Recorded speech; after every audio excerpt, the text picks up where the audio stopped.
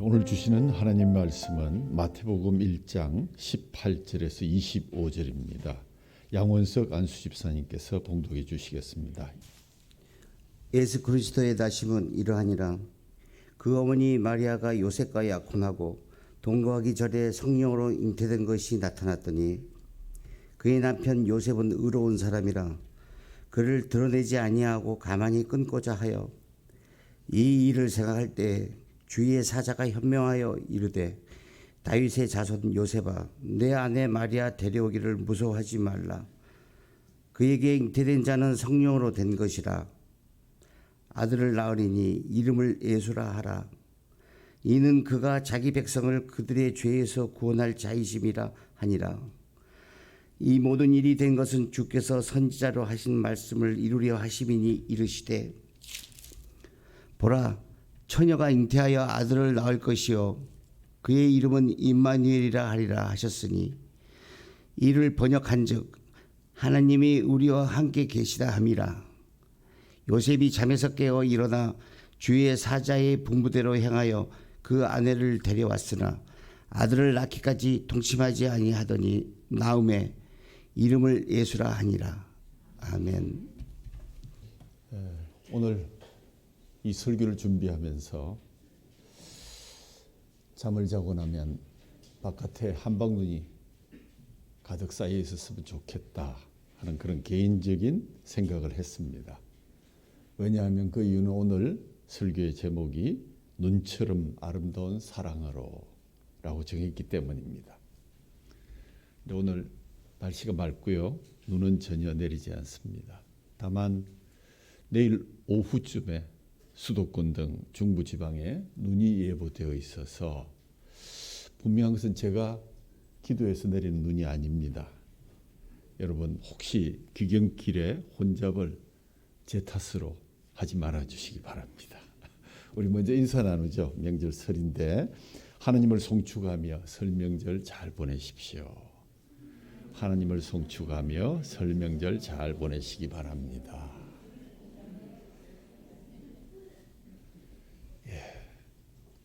그래도 오늘 많이들 내려가시진 않으신 것 같으네요, 그죠? 다 주일을 성수하고 또 각자의 처소에서 설 명절, 고유의 명절을 잘 지내고 또 멀리 떨어져 있는 분들은 요즘 이제 뭐 줌이나 SNS로 또 함께 예배하고 또 안부를 묻고 하나님께 영광 돌리는 귀한 명절이 되었으면 좋겠습니다. 인생은 출발부터 기다림으로 시작됩니다. 산모가 생명을 잉태하면 10달은 기다려야 출산의 기쁨을 맛볼 수 있습니다. 만일에 10달을 다 채우지 못하면 조산하게 되고 조산하게 되면 인큐베이터 신설을 져야 되겠지요. 찬란한 아침도 길고 긴 어둠이 물러나야만 찾아오게 되는 것이고 따뜻한 봄도 매서운 겨울이 지나야 우리 곁에 찾아오게 됩니다. 뿐만 아니라 풍성한 가을의 수확도 지루한 장마와 태풍이 지나야 맛볼 수 있는 것임이 분명합니다. 이렇게 보면 세상살이는 참 기다림의 연속이다라는 그러한 글귀를 생각할 수 있을 것 같습니다. 그런데 무엇을 기다린다는 것은 그만큼 만남 또는 그 목적의 실현, 그러한 소망이 있다는 증거입니다. 사람들은 모두 기다림 속에서 내일을 바라보며 또 기다림 속에서 오늘의 어려운 고통을 이겨내는 힘으로 삼고 있습니다. 우리의 삶에서 기다림이 없어진다면 그것은 우리는 바로 절망이라고 부릅니다. 믿음, 신앙도 바로 기다림입니다. 호련히 임재하실 하나님을 기다리며 또 기도의 응답을 기다리면서 또 신앙의 성숙을 가지고 주님 오실 그날을 기다리는 것 바로 우리 신앙인들의 기본적인 자세입니다. 기다림 끝에 이루어지는 만남의 희열과 감격을 우리는 잘 아는 민족이고 특별히 우리들은 재림하실 주님과의 만남에 대한 기대로 하루하루를 소망 속에 살아가고 있습니다. 기다림이란 결국 만남과 그 실현에 대한 기대이고 보면 인생은 만남의 이야기다라고 해도 좋을 것 같습니다. 대림절의 그 전통적인 기도문에 이와 같은 내용이 있습니다. 오 하나님, 우리는 기뻐하며 예수님의 약속을 기다립니다. 이 촛불에서 나오는 빛처럼 그리스도의 축복을 우리에게 내리셔서 우리의 길을 밝히시옵소서. 주님의 진리로 우리를 인도해 주옵소서. 우리가 간절히 기다리오니 이 세상 어둠 속에 그리고 바로 우리에게 예수님의 생명을 내려 주소서. 예수님의 생명을 내려달라는 이 간절한 기도에서 우리의 기다림에 응답하신 성육신의 사건, 하나님께서 인간을 입으시고 이 땅에 오신 그러한 인간들과 만나 주심의 사건, 그 이야기를 다시 한번 생각해 보고자 합니다. 많이 본 그림이죠. 생텍쥐페리라고도 하고 그분이 쓴 어린 왕자, 1억 권 이상이 아마 팔린 걸로 이렇게 나타나 있습니다. 그게 명대사가 참 많이 나오죠. 특별히 여우와 어린 왕자의 대화는 두고두고 많은 기억을 남겨주고 있습니다. 오른쪽에 있는 그림은 이 소니 픽처스에서 그 애니메이션으로 제작한 그런 그림이기도 합니다. 어린 왕자는 여우를 만나서 길들인다는 것은 만나서 관계를 맺는다는 뜻이다 라는 그런 명언을 듣고 고개를 끄덕입니다. 길들이기 전에는 수많은 여우와 똑같은 여우에 지나지 않았지만 나를 친구로 삼았으니까 세상에 하나밖에 없는 여우가 된 것이라고 그렇게 위트 있는 그러한 여우의 말을 듣습니다. 그러면서 잘 보려면 마음으로 봐야 하는 거야. 가장 중요한 것은 눈에 잘 보이지 않거든.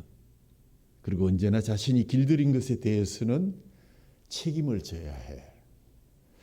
정말 이 대목도 명대사 중에 하나입니다. 그런데 저는 어린 왕자의 어른스러운 질문과 답 하나가 유난히 기억에 남습니다. 어린 왕자가 여우에게 묻습니다. 마치 반격이라도 하듯이, 야, 세상에서 가장 어려운 일이 뭔 줄 아냐?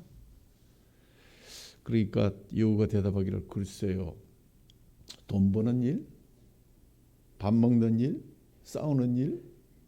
그러니까 어린 왕자가 이야기합니다. 세상에서 가장 어려운 일은 사람이 사람의 마음을 얻는 것이다. 각각의 얼굴만큼이나 다양한 각양각색의 마음을 순간에도 수만 가지 생각이 떠오르는데 그 바람 같은 마음을 머물게 한다는 것 얼마나 어려운 일인 줄 알겠느냐고 아주 멋진 문답을 했습니다. 그렇습니다. 인간관계의 핵심은 어떻게 하면 사람의 마음을 얻을 수 있는가의 문제일 것입니다. 상대방의 마음을 얻는 것, 그리고 우리가 인간관계를 맺으면서 늘 고려하는 사항인 것이 무엇입니까? 상대방은 어떻게 생각할까? 젊은 사람들은 사랑하는 사람의 마음을 얻기 위해서 여러 가지 계획하고 고민하고 또 작전을 짭니다. 부부가 잘 사는 비결이 무엇일까요? 남편은 아내의 마음을 얻고 아내는 남편의 마음을 얻을 수 있으면 그 부부는 행복합니다.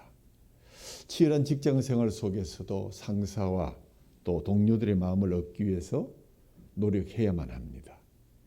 마음을 얻기 위한 노력은 이렇듯 눈에 보이는 관계에서뿐만 아니라 좀 더 크게 보면 대기업들이 TV와 신문에 광고를 내는 이유도 자신들의 제품을 소개하고 좋은 이미지로 소비자들의 마음을 얻기 위함입니다.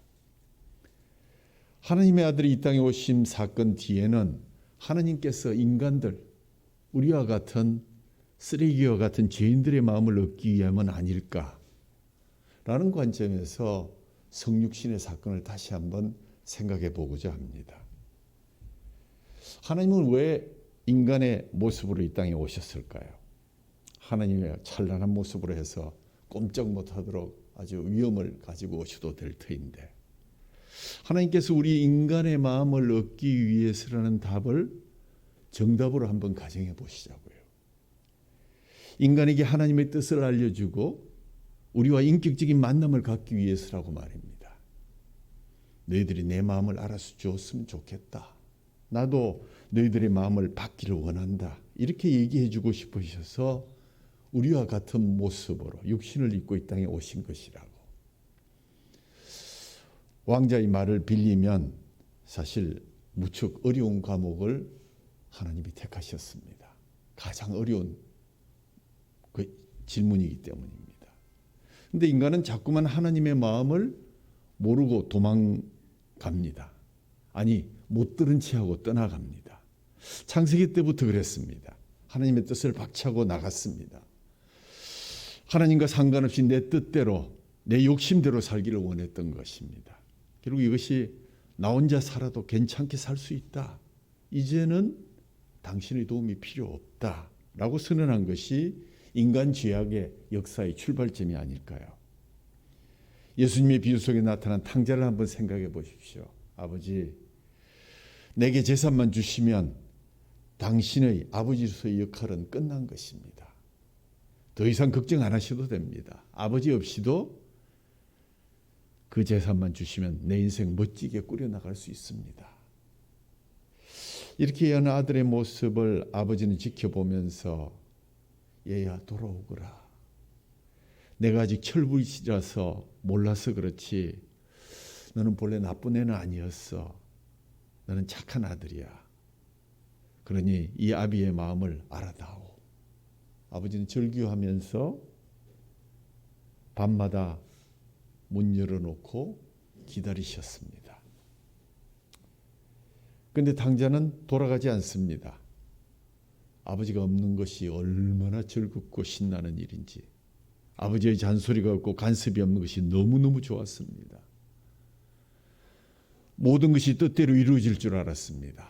그러나 즐거움은 잠깐이었습니다. 곧 인생이 별것 아니라는 것을 깨닫게 되고 자기가 가졌던 모든 것이 사라질 때 돈도 떨어지고 건강도 잃고 친한 줄만 알았던 친구도 사라지고 찬란한 줄 알았던 인생이 허무함으로 떨어짐을 경험했을 때 비로소 아버지와 집을 기억하게 됩니다. 우리의 신앙도 본래 그러했습니다. 스스로 잘 나간다고 생각될 때 하나님은 더 이상 필요하지 않았습니다. 인생의 주인이 자신이라서 인생이 끝나지 않을 것처럼 생각되는 젊은 시절에 하나님은 그저 장식품에 불과했습니다. 하지만 여러 가지 일들을 겪어보면서 인생의 깊이를 알게 되고 믿을 수 없는 것이 인간이라는 사실을 깨닫게 될 때 하나님이 생각났습니다. 인생의 높고 낮음과 인생의 한계를 알게 되면 하나님이, 아니 아버지가 필요하다는 사실을 깨닫고 돌아온 탕자처럼 우리는 하나님께로 돌아가게 됩니다. 우리의 부끄러운 과거를 돌이켜보면 더 이상 설명할 필요가 없을 것 같습니다. 오늘 본문은 스스로 돌아오지 않는 아들을 위해서 하나님께서 더 이상 기다리지 못하고 직접 움직이기 시작하셨다 하는 그런 스토리를 들려주고 있습니다. 집 나간 아들이 돼지가 먹는 쥐엄나무 열매통에 자신의 입을 갖다 댈 만큼 낮아졌던 것처럼 이스라엘 백성은 낮아지고 비참해졌습니다. 정치적으로, 경제적으로, 사회적으로 피폐해져 있었고 그대국에 억눌린 채 살아가야만 했습니다. 이스라엘 백성의 역사는 종살이의 역사라고 해도 과언이 아닙니다. 애굽의 종으로 살았고요. 아수르의 침략으로 북이스라엘이 파멸당하고 바벨론의 침략으로 남유다도 붕괴되었습니다. 남은 백성들은 바벨론의 포로로 잡혀갈 수밖에 없었습니다. 후에 예루살렘으로 귀환하지만 그것도 잠시였습니다. 거대한 로마 제국의 억압 밑에서 지내야만 했습니다. 그 세월들이 얼마나 길고 길었던지요. 하나님은 오랜 고통의 세월을 지내온 이스라엘을 보시고 침묵을 깨시고 이제 새로운 구원의 역사를 시작할 때가 왔다고 판단하셨습니다. 그분이 드디어 움직이기 시작했습니다. 이 이스라엘은 우리들의 모형과 흡사합니다. 이스라엘은 별 볼 일 없는 작은 민족이었는데 하나님께서 그들을 택하셔서 내가 네 하나님이 될 것이다. 너희들은 내 백성이 될 것이다 라고 약속해 주셨습니다. 이스라엘은 하나님이 내 백성 내 사랑이로 부르실 만큼 사랑한 자들이어서 사랑의 모형이었습니다. 그러나 그들이 어떠했습니까? 그렇게 큰 사랑받으면서도 하나님을 틈만 나면 거역하고 배반했습니다.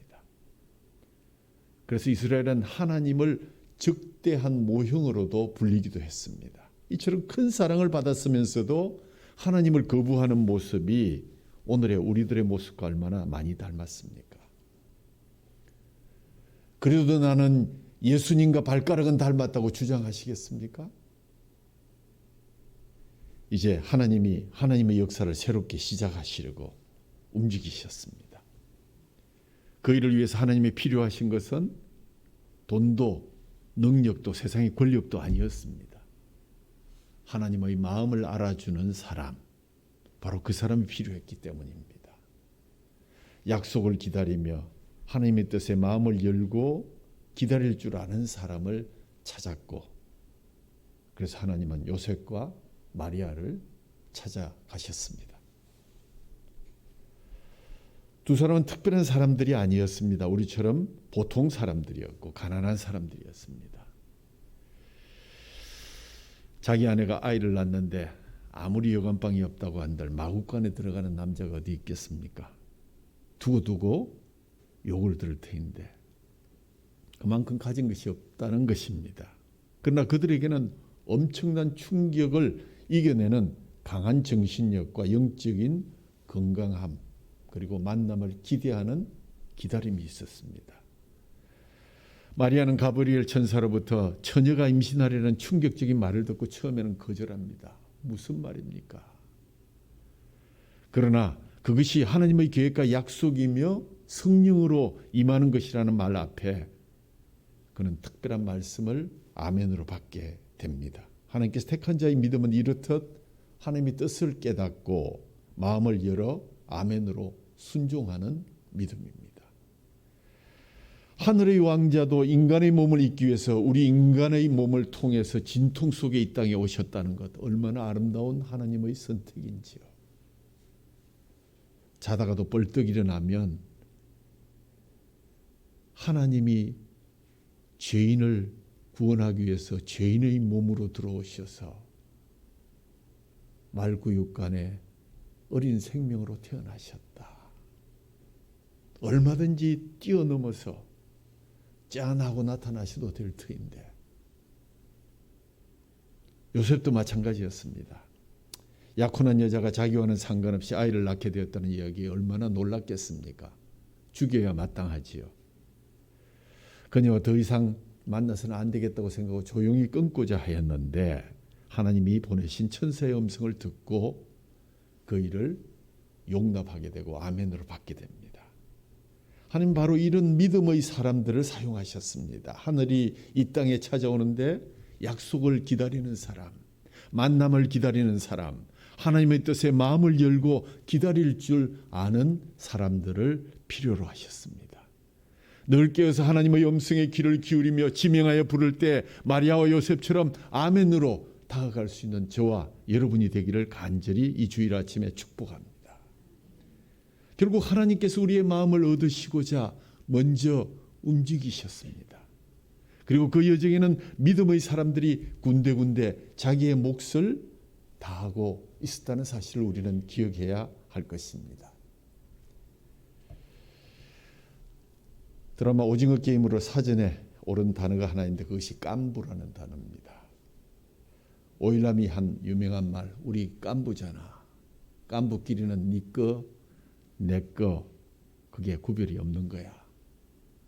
그래 놓고 나서 그동안 참 고마웠다. 그러나 한 사람만 살아남는 이 게임에서 이 깐부가 무슨 의미가 있겠습니까? 이 깐부라는 어원을 들으시면 좀 실망할 수도 있습니다. 영어 단어에서 캠프, 같은 천막이다, 같은 진영이다.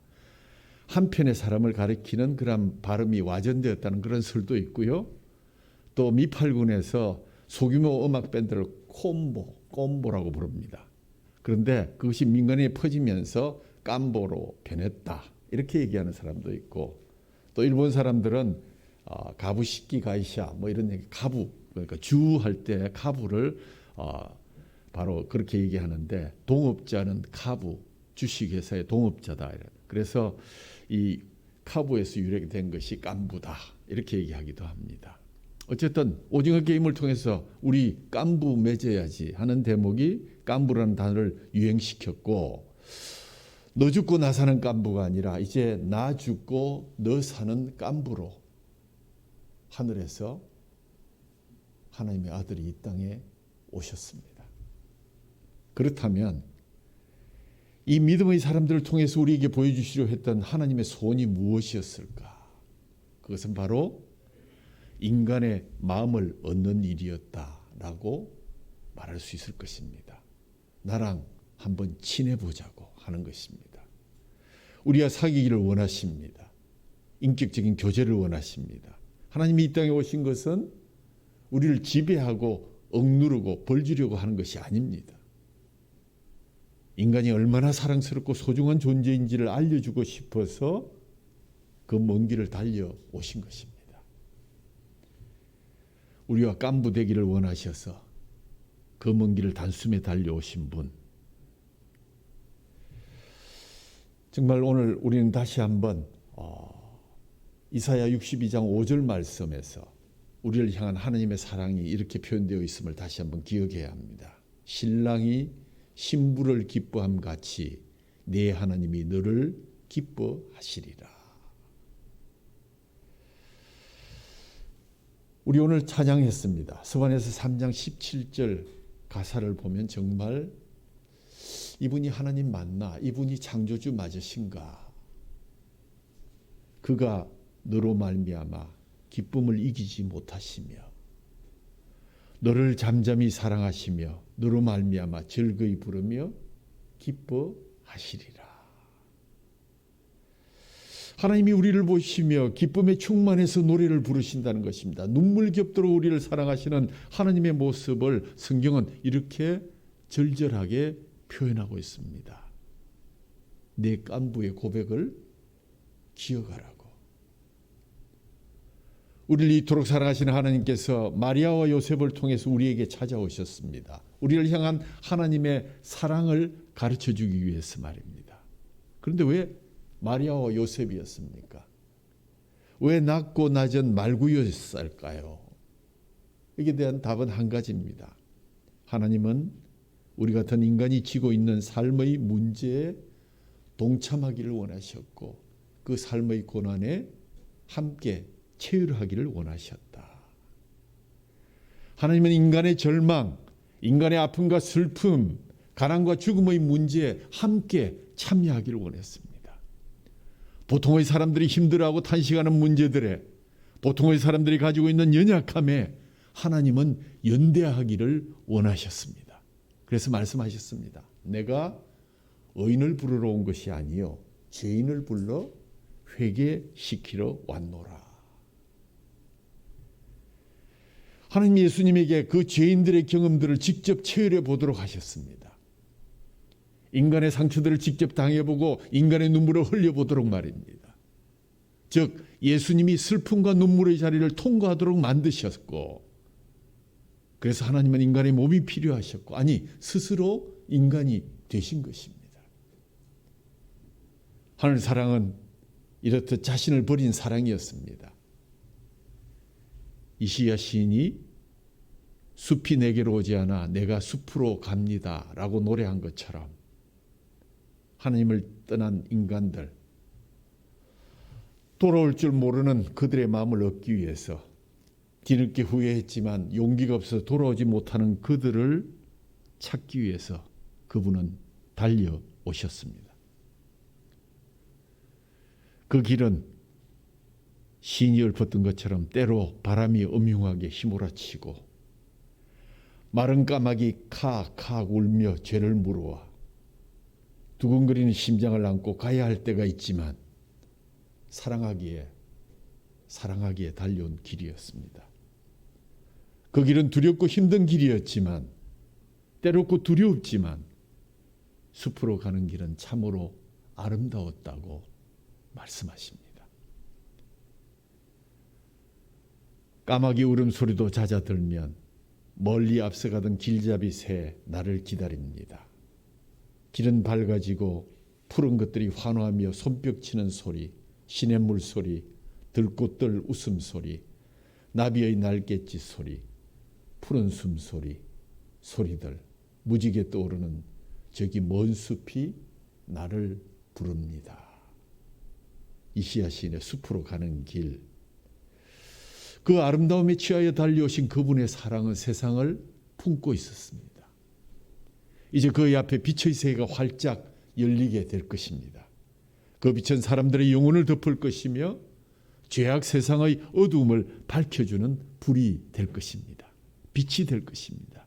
그리고 그것은 저절로 이루어지는 것이 아니라 자신을 주고 모두를 내어놓는 희생을 통해서 가능한 사랑이었고, 그것은 세상을 덮는 사랑이었습니다.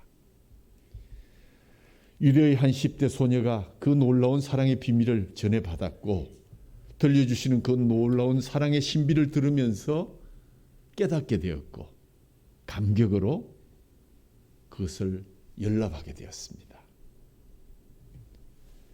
그렇습니다. 그 사랑의 감기에서 그는 그 거룩한 구원의 역사를 위해서 자신의 인생을 내어놓고 정혼자인 요셉과 함께 그 사랑에 흔쾌히 응답하였습니다. 그 사랑도 하늘의 사랑처럼 내어줌의 사랑이었습니다. 하늘의 왕자께서 우리를 위해 모든 것을 내어주신 것처럼 우리 자신을 그분의 사랑 앞에 혼연히 내어드리는, 위험 속에서도 기꺼이 내어드리는 그러한 응답을 사랑하는 자들 중에서 주님은 받으셨습니다. 키에르케고르의 글에 왕과 시골의 처녀 사랑 이야기 여러분이 잘 아실 것입니다. 왕이 어느 날 왕궁을 떠나서 민정시찰을 갔는데 동네를 순회하다가 정말 왕궁에서는 볼 수 없는 한 시골 아가씨의 그렇게 맑고 아름다운 모습을 보고 상사병이 걸렸습니다.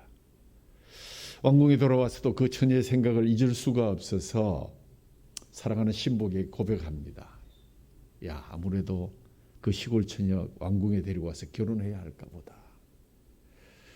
그러자 신하는 왕의 말에 반대합니다. 그 시골 처녀는 신분이 천하기 때문에 왕궁에 들어올 수 없습니다. 왕은 또 고민합니다. 그럼 이렇게 하면 어떨까? 내가 가서 말이야 그 시골 처녀와 결혼해가지고 데리고 오면 될 것 아니냐고.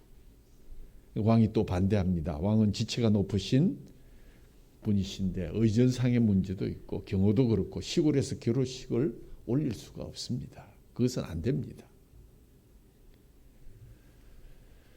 왕이 이리저리 고민하다가 한 가지 방법이 떠올랐습니다. 자, 그러면 좋다. 내가 이렇게 하겠다. 내가 이 왕관 벗어버리고 평민이 된 그 시골 처녀를 찾아가서 결혼하면 될 것 아니냐. 뭐가 문제냐. 지쳐높은 왕이 왕관을 던져버리고 평민의 옷을 입고 시골 처녀와의 사랑을 이루었다 하는 그러한 이야기입니다. 여러분, 이것이 바로 창조사역 이후에 인류 역사상 가장 의미 있는 하나님의 역사가 바로 성육신의 이야기를 의미합니다. 하나님께서 그 영광스러운 보좌를 던져버리시고 낮고 천한 우리의 몸을 입으시고 우리를 찾아오신 사건이 바로 성탄의 이야기요, 성육신의 이야기입니다. 베들레헴 말고요 그 냄새나는 곳에서 우리와 함께 있게 하기 위해서, 우리를 사랑하기 위해서 우리를 찾아오신 사건이 바로 성육신의 사건입니다. 이렇듯 사람의 마음을 얻는 것만큼 어려운 일이 없는데 하늘 보좌를 벌리시고 하늘 왕자가 죄인들의 마음을 얻기 위해서 달려왔던 그 길, 그 황송한 사랑을 어찌할 수 없어 몸둘 바 몰라야 할 우리들이 어떻게 그분을 대했을까? 여러분은 지금 그분을 어떻게 대하고 계십니까? 여러분을 찾아오셨는데 누군가를 사랑해 본 적이 있는 분들은 아실 것입니다. 누군가를 사랑하게 되면 내 자유를 잃어버리거나 또는 유보합니다. 자기 스스로 제한시키거나 때로는 아주 축소해 버립니다. 상대방과 같은 눈높이를 원하기 때문입니다. 처녀 때 그렇게도 아름답던 여인이 결혼해서 엄마가 되면 자기 아름다움을 돌보기보다는 어린아이를 사랑해서 키우는 일에 모든 관심과 애정을 쏟아붓는 아주머니가 됐는데 그 어머니의 사랑이 진짜 사랑입니다. 그 사랑 때문에 우리가 존재해 왔고 이렇듯 스스로 자기의 자유와 권리를 포기함으로 인해서 사랑은 유전되어 왔습니다. 내가 낮아야 되는 대신에 상대방은 높아지기를 원하는 것, 이것이 사랑의 속성입니다. 먼저 그분이 움직이셨고 먼저 그분이 카드를 내밀으셨습니다. 하늘의 하늘이라도 하나님을 담아낼 수 없다고 한 솔로몬 이야기를 생각해 보면 그 하나님이 어떤 하나님이신데 우리같이 죄에 물들어서 전적으로 부패한 인간을 사랑하고 건지시고자 지구촌으로 달려오셨습니다. 지구촌에서도 팔레스타인 베들레헴이라고 하는 작은 마을에 오셨고 마구간에 오셨습니다. 장성한 사람이 아니라 어린 아기 예수로 오셨습니다.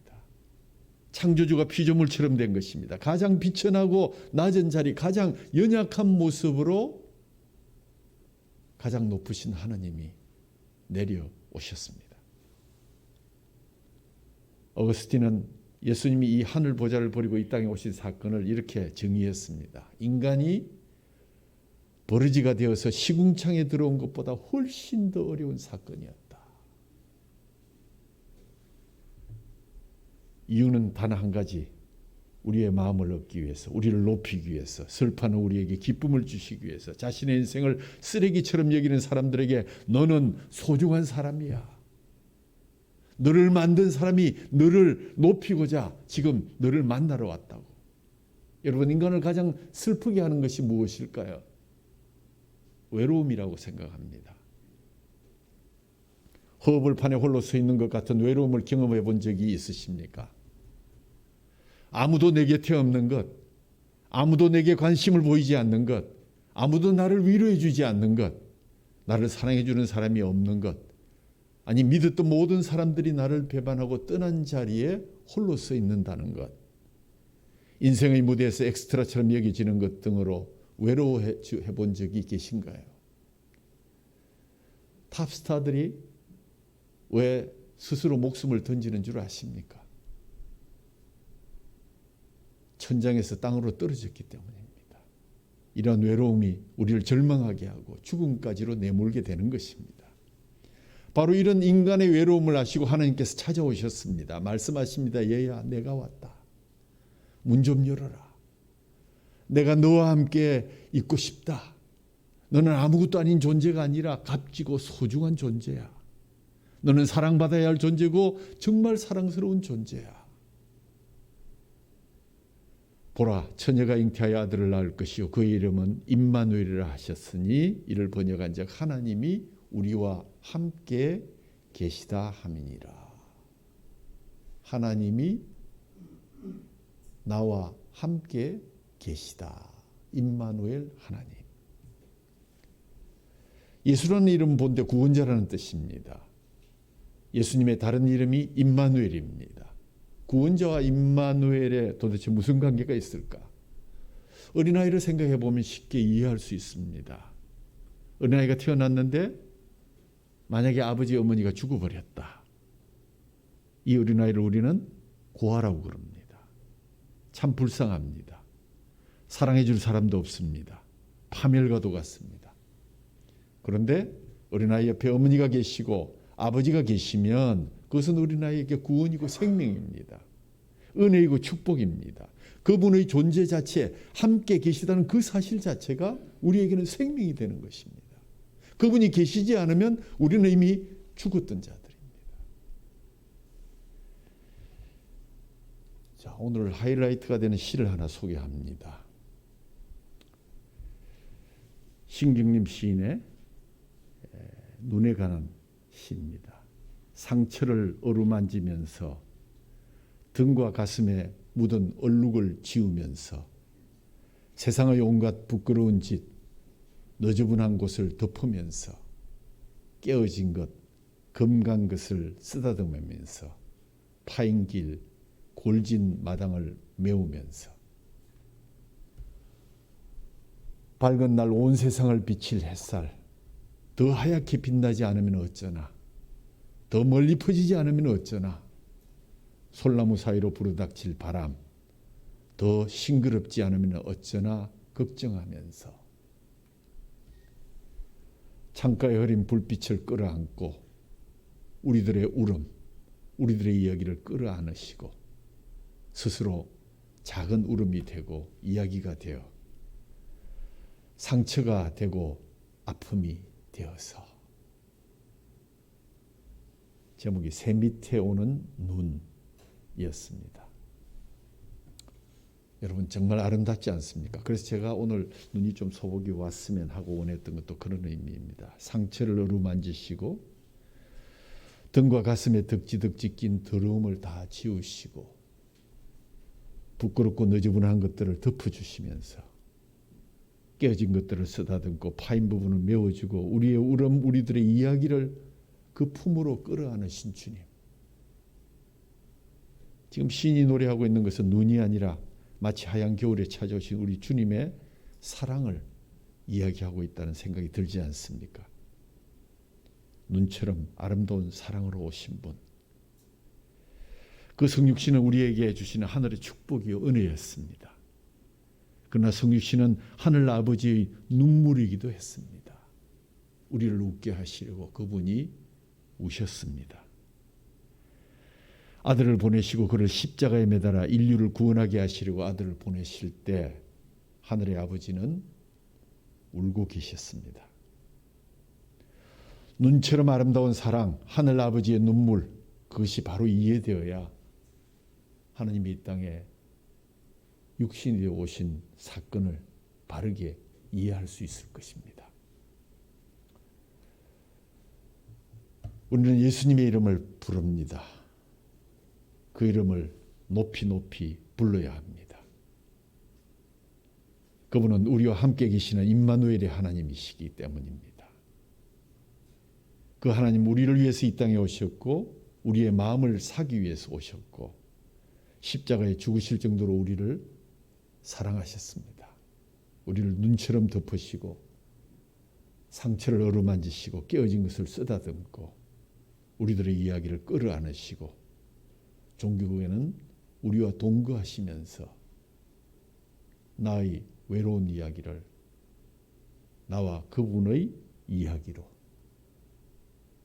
그분의 아름다운 눈물로 씻어 주셨습니다.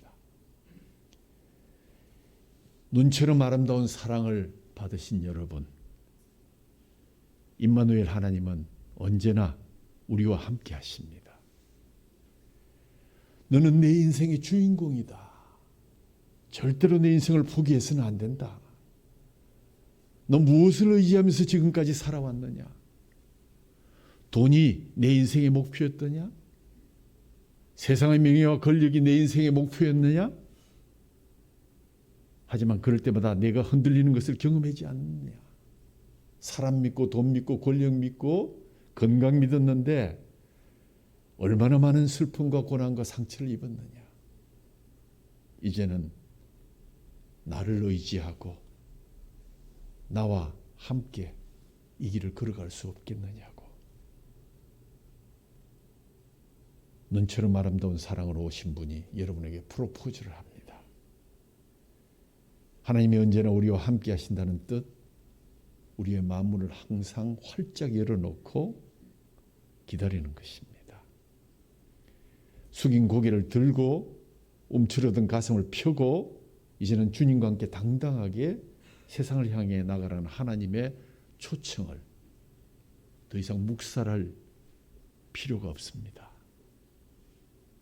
하나님의 성육수는 이처럼 눈처럼 아름다운 사랑으로 하나님의 눈물로 우리의 이야기를 끌어안아 주신 축복의 사건이었습니다.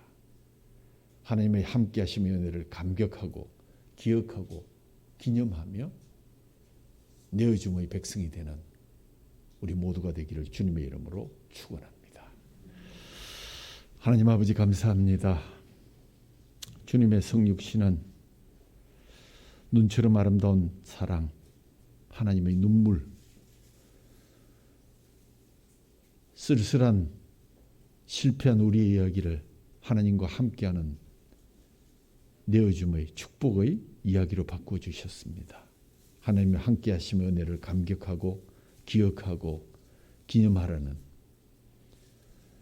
주님의 만찬의 예식도 바로 그런 것입니다.